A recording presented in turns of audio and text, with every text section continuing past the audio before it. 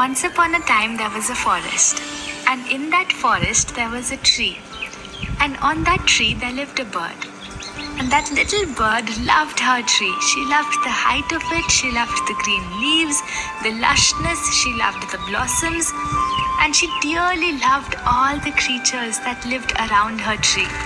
The other birds nesting in the branches, the deer, the rabbits, the squirrels that lived below the tree. There were so many animals living in and around that tree, and she obviously loved them as they were all her friends and family. One day, she had just woken up and she smelled something burning. She flew up high above the forest and she saw in the distance what looked like a long red snake coming through the forest, huge and bright orange. She knew it was fire. It was dangerous. It was going to come to her tree and destroy her tree.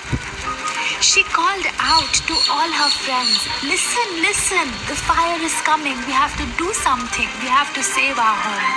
The deer said, "No, we're running away. We can't stay. You must be crazy." The rabbit said, "You can't stop fire, dear. I'm going."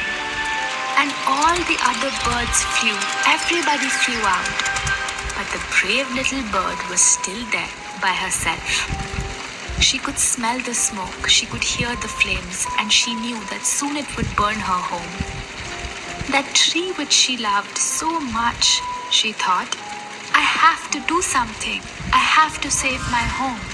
Then she flew down to a stream and she picked up from the tips of her wings little droplets of water. She flipped the droplets into the flames and they went as the droplets went into the flame. She went back to the stream, got a little more water, flew back to the fire, and again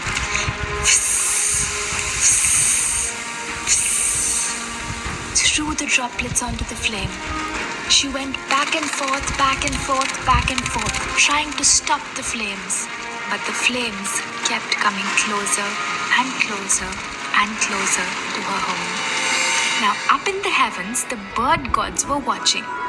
And they were laughing. "Look at her," said one. "Who does that bird think she is?" said another. "She's trying to put out a raging fire with a few sprinkles of water. How ridiculous."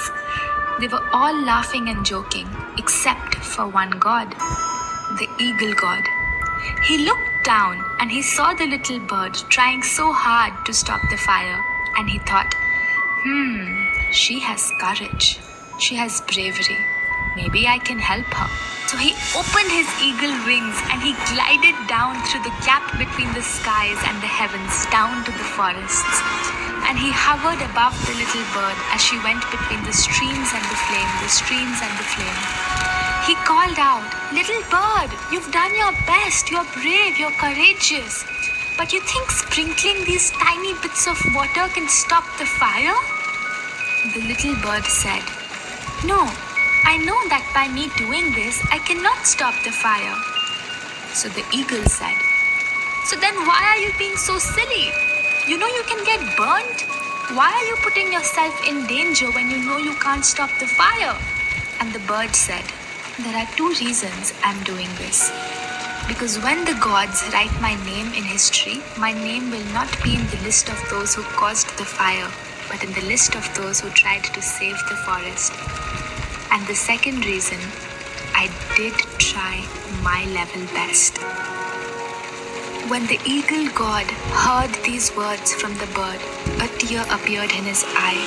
He just felt for her, and that tear dripped down into the flames. Another, and another. Then the tears became little streams, and the streams became a gushing waterfall of water that went into the flame and extinguished them. So the flames were out before they could come to the little bird's tree. And the eagle bird went home, and our little bird, she went back into her tree. All her friends came back, and life went back to normal. Life in that forest began once again.